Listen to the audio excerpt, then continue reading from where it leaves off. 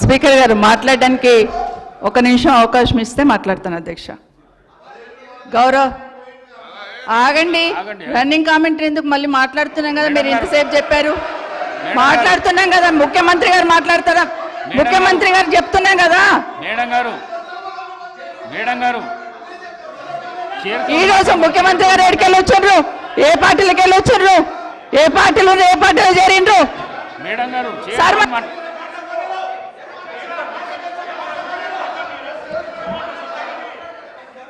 సభ madam గారు మీరు చైర్తో మాట్లాడండి, ప్లీజ్ చైర్తో మాట్లాడండి. సభా నాయకుడు మాట్లాడుతుంటేనే మీరు అగౌరవపరుచుతున్నారు. అధ్యక్ష ఒక నిమిషం, ఆగమనండి అధ్యక్ష. మరి మాట్లాడడానికి అవకాశం ఇచ్చినప్పుడు ఆగమనాలి అధ్యక్ష. చర్చ పెడదాం చైర్తో మాట్లాడండి అధ్యక్ష. తప్పకుండా చర్చ పెట్టుకుందాం. అక్కడున్న లేపాట్లకు వచ్చిండ్రు, ఎక్కడ పోయినా తప్పకుండా చర్చ పెట్టుకుందాం. గౌరవ ముఖ్యమంత్రి గారు ముఖ్యమంత్రి అయిన తర్వాత కేసీఆర్ ఇంటి మీద వాళ్ళ కాకి నా ఇంటి మీద వాళ్ళతో కాల్ చేస్తాడు. ఎంతమంది ఉన్నారు అధ్యక్ష? ఇప్పుడు అక్కడ ఎందుకు చేర్చుకున్నారు అధ్యక్ష? గౌరవ ముఖ్యమంత్రి గారు ఎంజాయ్ చేస్తున్నారు. ఇప్పుడు మాట్లాడుతుంటే గుండె మీద చేసుకొని చెప్పాలి అధ్యక్ష. ముఖ్యమంత్రి గారు కూడా ఆ రోజు నేను అక్కగానే ఆశీర్వదించిన, ఆ రోజు పార్టీలోకి వస్తున్నప్పుడు ఒక అక్కగా ఆశీర్వదించిన, బాబు నువ్వు చాలా పెద్దగా ఎదుగుతావు, ఈ రాష్ట్రానికి ముఖ్యమంత్రి అవుతావు, రాయి పార్టీలకని ఆహ్వానించిన నేను. ఈరోజు మరి నన్నెందుకు కక్ష తీర్చుకుంటున్నాడు నాకు అర్థమైతలేదు. ప్రతిసారి ప్రతి అసెంబ్లీలో ఒక్క నిమిషం ఆగండి చెప్పనియండి.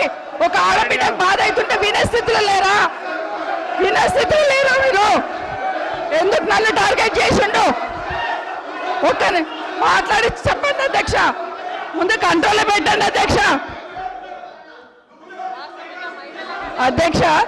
ముఖ్యమంత్రి గారు ఒక మాట అన్నారు కేటీఆర్ గారిని, నీ వెనక కూర్చున్న అక్కలను నమ్ముకోవద్దు, మోసం చేస్తున్నాను. ఏం మోసం చేసినాం అధ్యక్ష? ఏం ముంచినాం అధ్యక్ష? ఈయనను ముంచినాం అధ్యక్ష. ఈయనను బతిన్లాడి పార్టీలోకి రా తమ్ముడు అని చెప్పి, నువ్వు వస్తే భవిష్యత్తులో ఈ పార్టీకి నువ్వు ఆశాకిరణం అవుతావు అని చెప్పి పార్టీలకు ఆహ్వానించినా లేదా గుండె మీద చేసుకొని చెప్పమనండి అధ్యక్ష. ఎందుకు టార్గెట్ చేస్తున్నావు? ఏం మోసం చేశాం? ఇప్పుడు కాదు అధ్యక్ష, ఎలక్షన్లు వచ్చినప్పుడు కూడా నా కాన్ఫిడెన్స్ అట్లే కానీ అధ్యక్ష. సభ దాకా పొద్దున ఒక మాట మాట్లాడుతుంది. ఏం మాట్లాడినాం? పొద్దున ఒక మాట, రాత్రి ఒక మాట. ఎవరిని అవమానిస్తున్నావు ఒక్కసారి ఆలోచించండి ముఖ్యమంత్రి గారు. ఎందుకు అవమానిస్తున్నావు? ఎందుకు కక్ష? ప్రతిసారి టార్గెట్ చేస్తున్నావు. ఈరోజు ఏం మోసం చేసినాం? మేము ఆడబిడ్డలం విత్డ్రా చేసుకోవాలి అధ్యక్ష. మొన్న వీళ్ళు గవర్నర్ను కలిసి కాంగ్రెస్ పార్టీలో వచ్చిన ఎమ్మెల్యేల మీద అనర్హత వేటు వేయాలని చెప్పారు. ఎవరి ద్వారా ఇప్పించారు? కాంగ్రెస్లో గెలిచి ఎమ్మెల్యేగా ఉంటూ మరి టీఆర్ఎస్లో జాయిన్ అయినటువంటి సంబంధిత సోదర మంత్రి గారి ద్వారా ఇప్పించారు. అంటే ఇది ఎవరిని ప్రశ్నిస్తున్నారు? వాళ్ళు రాజీనామా చేసి తీసుకున్నారా? అదేవిధంగా మా సీఎం గారికి ఒకరిద్దరు మహిళలు తెల్లారితే మీతోటి వస్తా తమ్ముడు అని చెప్పి ఏం చేసిరో వారు అనుభవించిర్రు. ఆ బాధ ఢిల్లీ దాకా నేను వస్తున్నా అని చెప్పి ఏం మోసం చేసిర్రో రాహుల్ గాంధీ గారి దగ్గర టైం తీసుకున్నాక ఆ బాధ అనుభవించిండు. కాబట్టి కేటీఆర్ గారికి సూచన చేయడం జరిగింది. కాబట్టి ఎవరి పేరు పెట్టలేదు. మీరు మొన్న గవర్నర్ దగ్గర పోయేటప్పుడు మీరు మెమోరాండం ఇచ్చేటప్పుడు మా పార్టీలో వచ్చినటువంటి వాళ్ళ మీద అనర్హత వేటు వేయండి అని ఇచ్చినప్పుడు ఎవరిచ్చారు? సబితమ్మతో ఇప్పించారు. మరి సబితమ్మ కాంగ్రెస్ నుంచి టీఆర్ఎస్లో పోయినప్పుడు ఇచ్చినప్పుడు ఏం తెలియదు. ఒక్కొక్కరిని నువ్వు జాయిన్ చేసుకున్నప్పుడు గొప్ప, మీరు జాయిన్ చేసుకుంటే గొప్ప. ఏం తెలుసు నీ దురహంకారం బంద్ చేసుకో కేటీఆర్. ఏం తెలియదు అంటున్నా. అడుగు ఏందో మీరు అందరు జాయిన్ చేసుకోలే. వాళ్ళు జాయిన్ చేసుకుంటే గొప్పట. మళ్ళీ వాళ్ళతో మెమోరాండాలు ఇప్పిస్తారు వీళ్ళు. ప్రజా జీవితంలో ఉన్నప్పుడు వ్యక్తిగత సంభాషణ ఉంటుంది, ప్రజా జీవితంలో చర్చ ఉంటుంది. సబితక్క ఈరోజు నేను నిన్ను కాంగ్రెస్ పార్టీలోకి రమ్మన్నా పెద్ద లీడర్ అవుతావు అని చెప్పినా,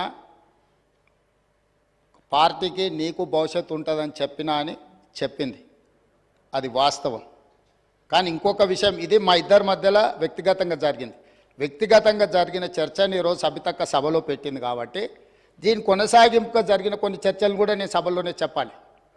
2000 వారి మాట విశ్వసించి సొంత అక్కగానే భావించి కుటుంబ సంబంధాల నేపథ్యంలో ఇతర రాజకీయ పరిణామాల నేపథ్యంలో నేను కాంగ్రెస్ పార్టీలో ఆనాడు తెలుగుదేశం పార్టీ సార్ సభను ఆర్డర్లో పెట్టండి సార్, వాళ్ళు కూర్చోబెట్టండి సార్, వాళ్ళు మాట్లాడేటప్పుడు వాళ్ళు లేస్తారు, వాళ్ళు మాట్లాడేటప్పుడు వాళ్ళు లేస్తారు, వాళ్ళు మాట్లాడేటప్పుడు వాళ్ళు లేస్తారు సార్, కూర్చోబెట్టిరు అధ్యక్ష,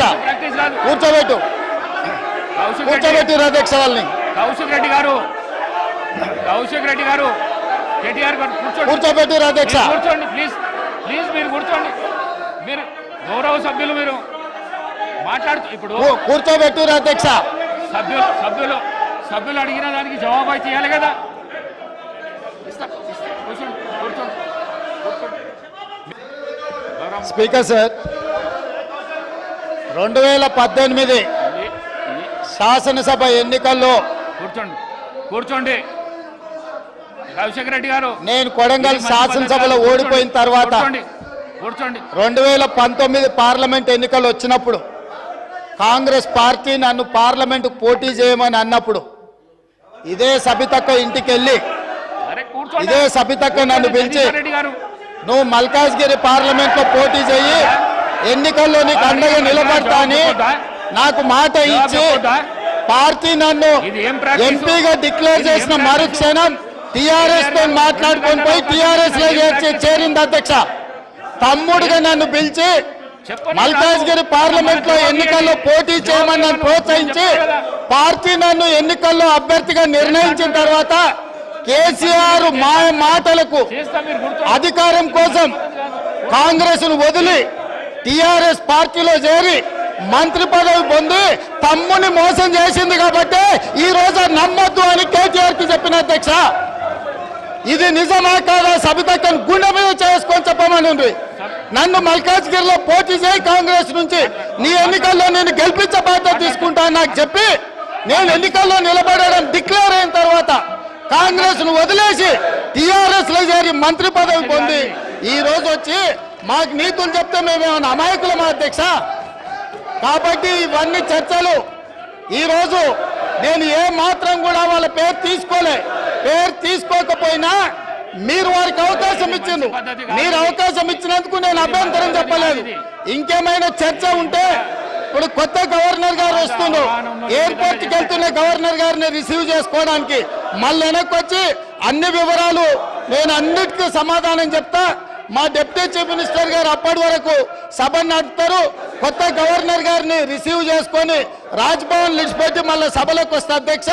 అందరికీ కలిపి సమాధానం చెప్తా అధ్యక్ష. ధన్యవాదాలు అధ్యక్ష.